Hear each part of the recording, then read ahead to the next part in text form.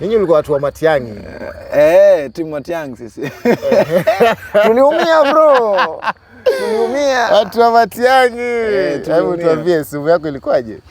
Ilikuwa kasimu fulani hivi ka goldish sijui silver. So nikaanza hapo kushoot hapo nikapole pole, but I was not that serious. So baada ya kwenda kwa media nikafanya media, sasa nilivyorudi ndo nikaanza kuwa na ile passion ya kushoot na kukuwa na serious mwingi sana.